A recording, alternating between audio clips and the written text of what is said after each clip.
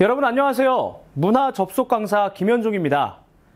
이번 시간에는 코로나 사태 이후 정말 다방면에서 활용되고 있는 줌 프로그램 사용법, 그리고 각종 공공기관이나 다수 인원이 출입하는 곳에 꼭 필요한 QR코드 만드는 법, 그리고 인증에 대해 배워보도록 하겠습니다.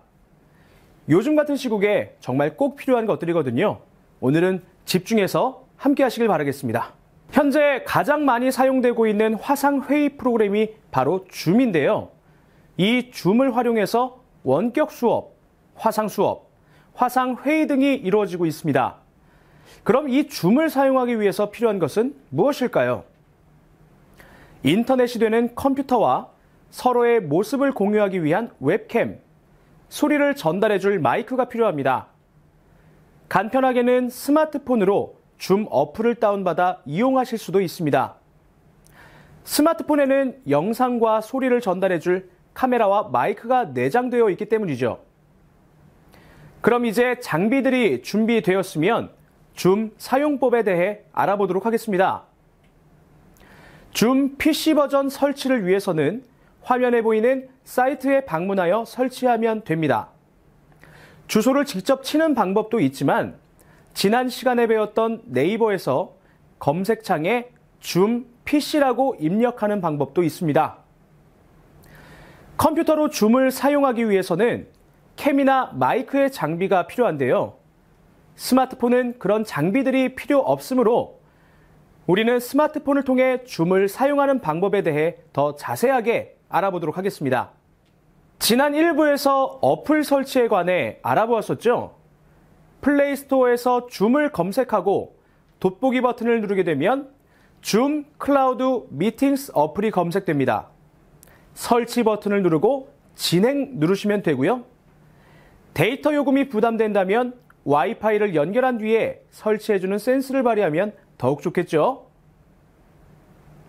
설치가 완료되면 회원 가입을 해야 하는데요.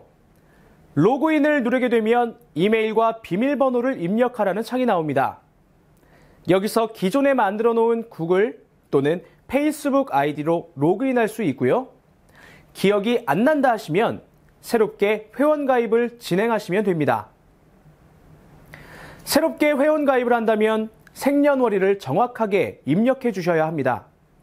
줌은 2004년생부터 가입하여 사용할 수 있는 프로그램으로 입력을 잘못하면 줌에 가입할 수 없다는 창이 뜨게 됩니다.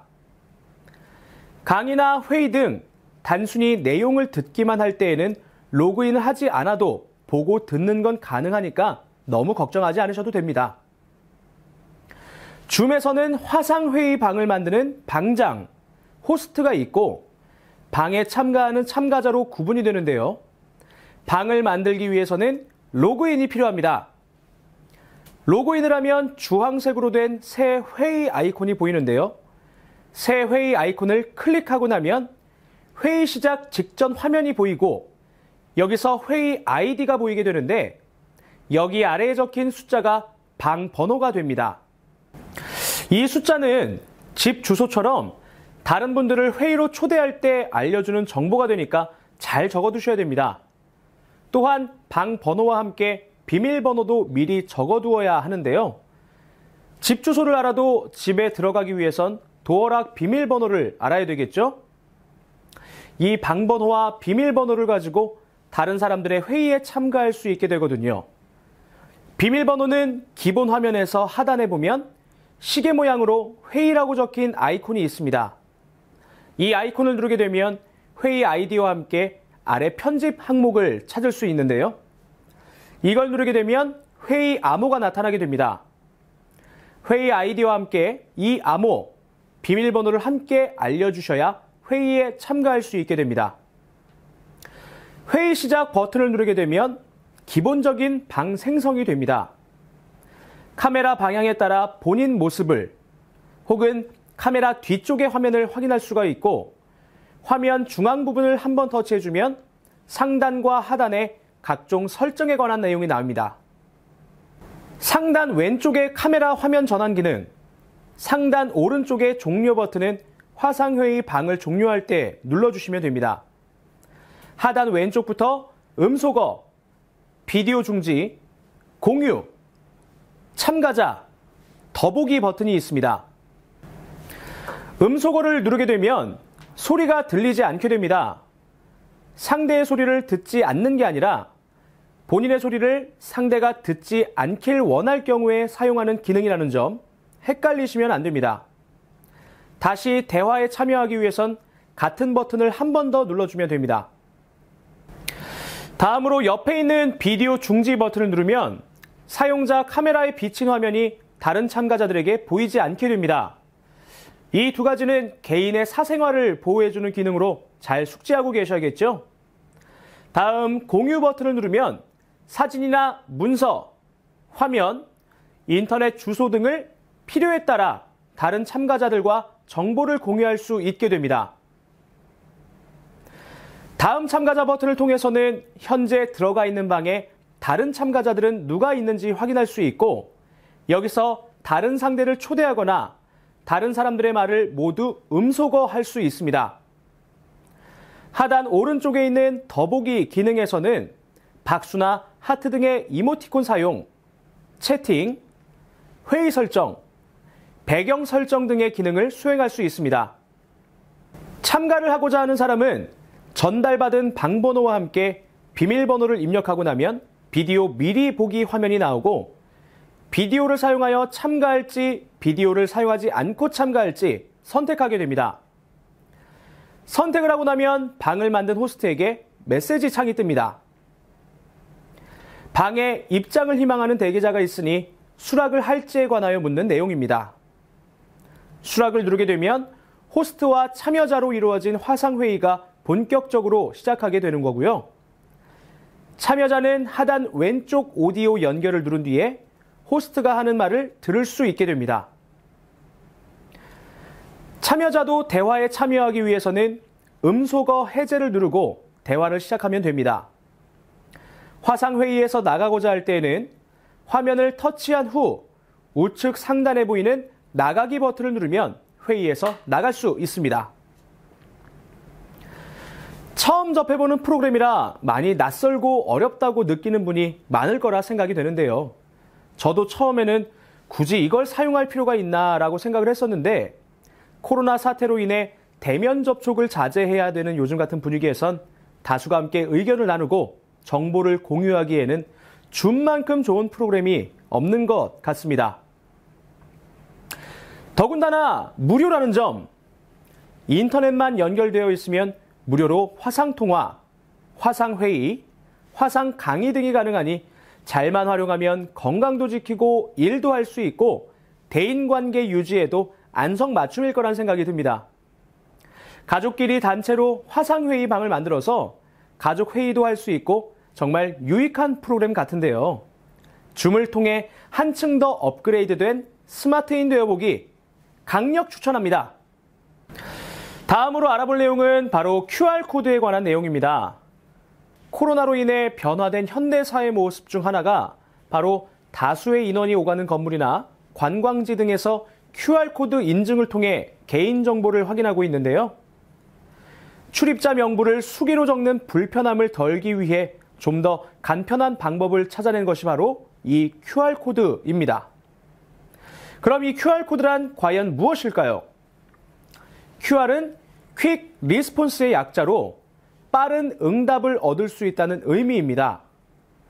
정사각형 모양의 불규칙한 마크, 특수기호나 상형 문자 같기도 한 이 마크를 QR코드라 부르고 있습니다. 여러분이 이용하는 마트에서 흔히 보는 바코드 비슷한 것인데 활용성이나 정보성 면에서 기존의 바코드보다는 한층 진일보한 코드 체계라고 생각하시면 됩니다. 여러분이 잘 알고 있는 바코드도 각각의 제품마다 다르게 인식하여 가격을 알 수 있는 것처럼 QR코드를 통해 여러분 개개인을 다르게 인식해서 혹시 모를 코로나 감염자가 나왔을 경우를 대비해 현재 이 건물을, 이 공간을 통과한 사람들을 기록하는 거라고 생각하시면 이해가 편하실 것 같습니다. 여기까지 간략하게 QR코드에 대한 개념에 대해 알아보았는데요. 이제 이 나만의 QR코드를, 나의 정보를 대신할 QR코드를 어떻게 확인하느냐? 방법은 아주 간단합니다. 가장 많이 사용하는 두 가지 방법에 대해 설명해 드리도록 하겠습니다. 첫 번째, 네이버를 사용하는 방법입니다. 앞선 강의에서 네이버 어플 설치와 네이버 로그인에 대해 학습하였습니다. 어플을 설치하고 회원 가입과 로그인까지 모두 잘 따라오셨죠? 네이버 어플을 실행해 보도록 하겠습니다. 상단 왼쪽에 가로로 세 줄 되어 있는 부분을 클릭하시고 이 모양은 대부분의 어플에서 메뉴라는 점 기억나시죠? 이 메뉴 아이콘을 클릭하고 나면 로그인한 아이디 우측에 QR 체크인이라고 적혀 있는 걸 확인할 수 있습니다. 이 QR 체크인을 터치하고 나면 휴대폰 인증 문자를 통한 개인정보 확인을 거친 뒤에 개인의 QR코드가 생성되어 있는 걸 볼 수 있습니다. 친절하게도 입장을 위한 QR코드라고 적혀 있네요.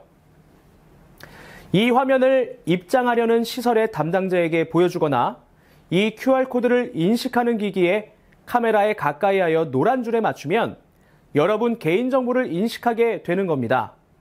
굉장히 간단하죠?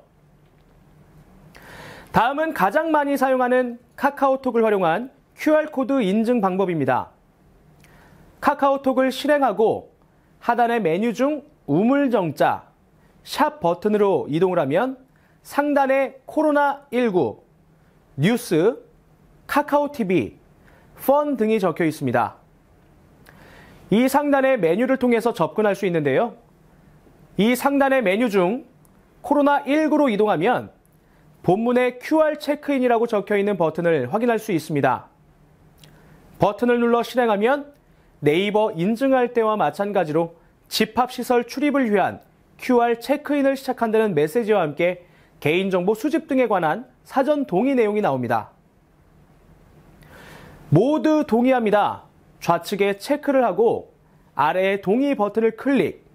다음엔 본인 확인을 위한 동의 화면이 나오고 여기서도 모두 동의합니다. 좌측 체크 후 아래 확인 버튼을 클릭하시면 됩니다. 그 후에는 이름, 생년월일 등 정보를 입력해 줍니다. 휴대폰 번호까지 입력하고 인증번호 발송, 수신한 인증번호 6자리를 입력하고 나면 QR 체크인을 위한 코드가 생성된 걸 확인할 수 있습니다. 마찬가지로 이 QR코드를 이용하려는 시설의 담당자에게 보여주면 됩니다. 처음에만 인증 절차가 필요하고 이후에는 인증 없이 간편하게 이용할 수 있습니다.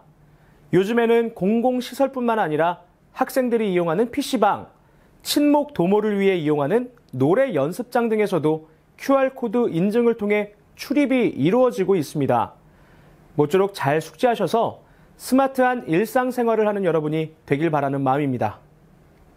전자 출입 명부 시행으로 고위험시설에 방문하게 되면 반드시 필요한 과정이니까 코로나19 확산을 막기 위해 여러분 모두가 적극적으로 참여해 주시길 바라겠습니다.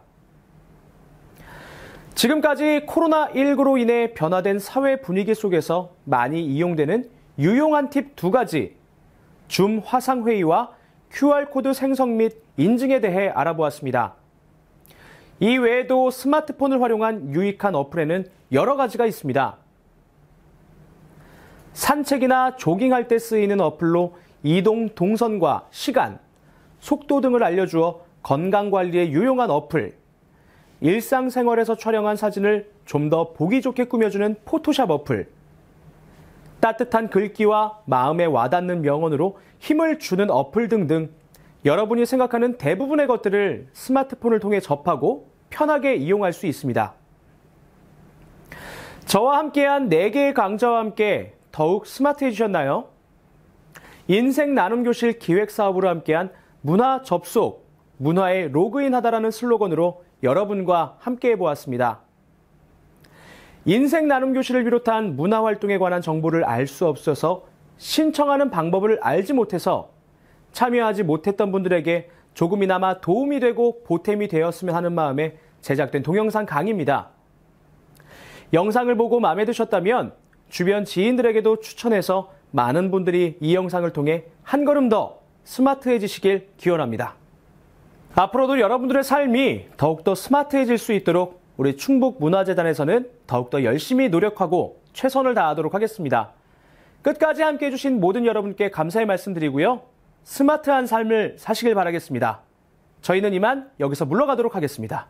고맙습니다.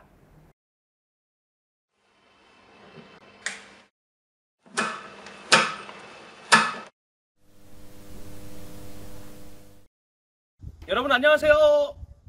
문화접속 강사 김현종입니다. 과연 제가 그동안 알려드렸던 것들을 이분들께서 직접 하실 수 있을지 영상만 보면서는 따라하기 힘드실 수가 있습니다.